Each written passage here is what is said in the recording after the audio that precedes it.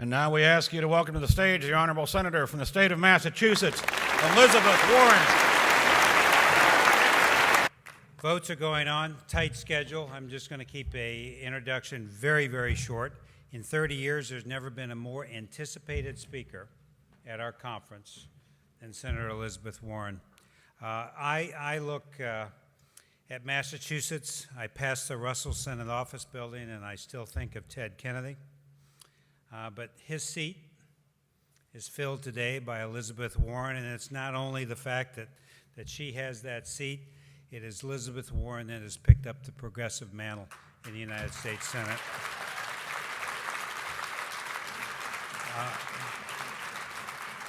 And I mentioned this yesterday in my talk, but I also just mentioned this to Senator Warren as we were standing outside. Tom Harkin's retiring. We're sorry to see him go, our best friend. Senator Kennedy, Senator Dodd. But you look at those up-and-comers on the Senate Help Committee, it gives me hope for not only our programs, it gives me hope and opportunity for our country. And the leader, I think, of the good values and the good fight, not only in the Senate, but throughout the country, there's none other than you'd rather see leading that charge with the effectiveness and the compassion and the commitment than our speaker. So please join me in welcoming an amazing individual, Senator Elizabeth Warren.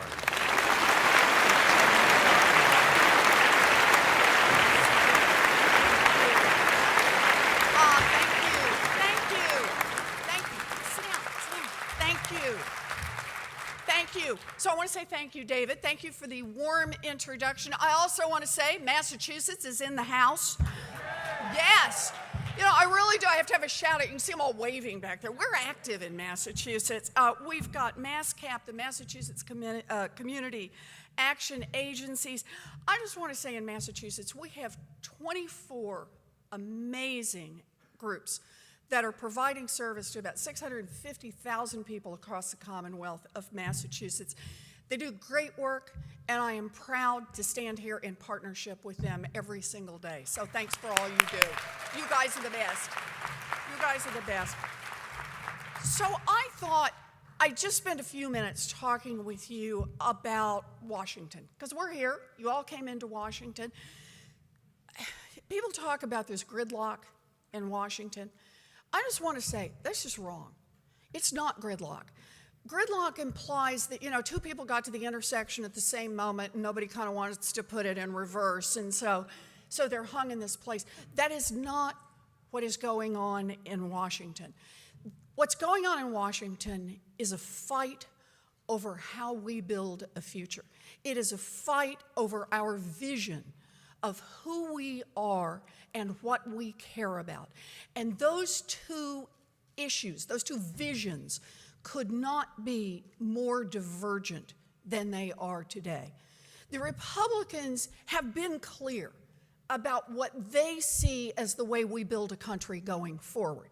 They see it as, we're going to build a country by saying those at the top get to keep what they've made, and good luck to the rest of you. In effect, they say, I got mine, the rest of you are on your own. And that's how America will build a future. We are a better people than that. We do better than that. Our vision is that when we work together, when we make investments in each other, when we make investments in our children, not in some of our children, but in all of our children, when we do that, then we build a better future for every single one of us. That's what we fundamentally believe in. So I'm delighted to be here with you. I know you've been celebrating the 50th anniversary of the War on Poverty. And I think the war on poverty is a great way to frame the kinds of issues that we're talking about right now. Because to me, what the war on poverty was all about was about making a national commitment that this wasn't the problem of a few people. This is the problem that we all face. And when we make a commitment to win. We have lost our way. We are not winning the fights we should win. We are not as strong as we should be. We are not as loud as we should be. We are not as aggressive as we should be. We know what needs to be done, and let me remind you of just a few small parts of it. 17 million reasons to make one change in the law. 17 million, that's the number of children whose economic fortunes will be lifted if we raise the minimum wage. We need to raise the minimum wage in America. We need to do it, and we need to do it now. 15 million people who receive a Social Security check, and that's all that stands between them and poverty. For 15 million reasons, we need to protect Social Security and expand benefits for those who need it most.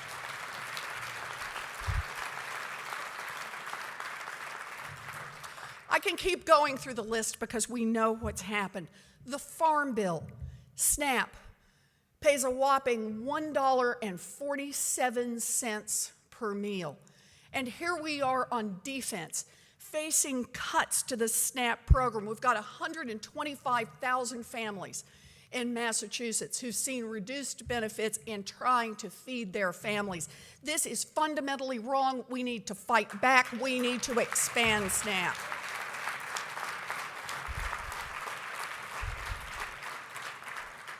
LIHEAP, HeadStart, the Community Services Block Grant, we're on defense. No, these are programs that work. We don't need to be on defense. We need to be on offense where these programs are concerned.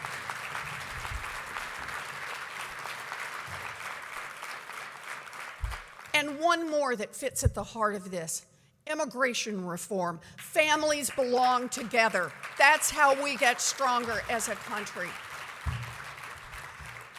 We know what the issues are. We know where we need to fight. But let's face it, we're here in Washington.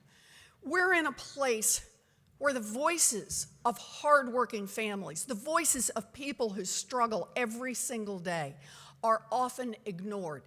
Instead, whose voices are heard on Capitol Hill? The voices of those who can hire armies of lobbyists and lawyers. Well, it is up to us to make sure that the voices of the rest of America get heard.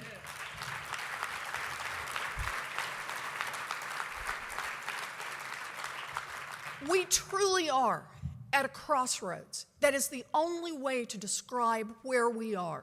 And the decisions that are made in the upcoming 2014 election, in 2016, the decisions we make will determine the direction that this country goes. Whether we will be a country that says, hey, if you've made it big, this is a great country for you, and the rest of you, you're on your own, or whether we're a country that says we're going to build a future by working together. Now, I want to tell you, I see this as an economic issue. It's very much an economic issue about the description of America, but it is fundamentally a moral issue. It is a question, that's right.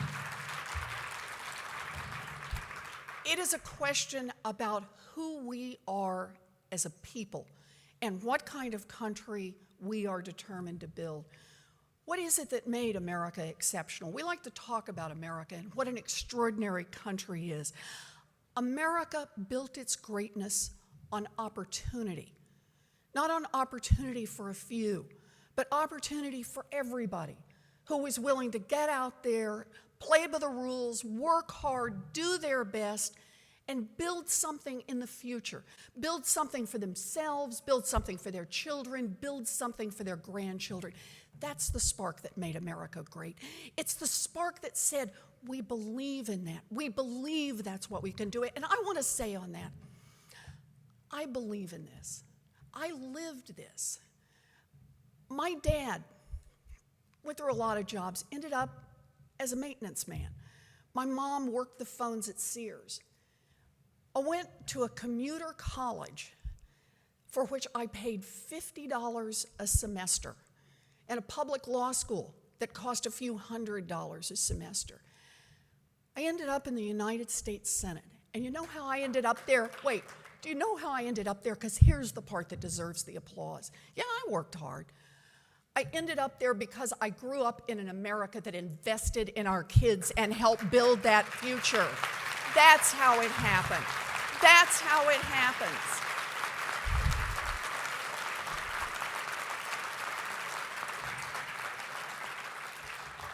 That's what this fight is about. It's about making sure that every child in America has those opportunities. It's making sure that every child, no matter what family they're born into, gets enough to eat.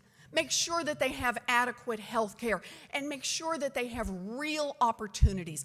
Opportunities to get an education, opportunities to grow up in an America that is creating jobs, that's expanding, that's innovating, that's building a future, not just for a few people, but for all of our people. That's what we're here for.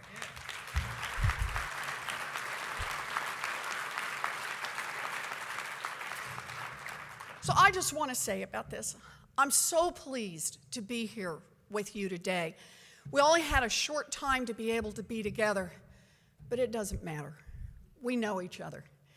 Because what we know is that we stand together on these issues. What we know is that we will fight together on these issues. I am deeply proud to be in this room, to be in a room full of people who every single day get out there and do your best, not for yourselves, not for those who've already made it,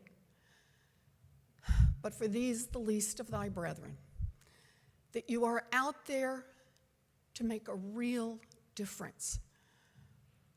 One kid at a time, one family at a time, one community at a time. I'm proud to be here with you. I'm proud to fight alongside you. And most of all, I'm proud about what we're going to do together. Thank you.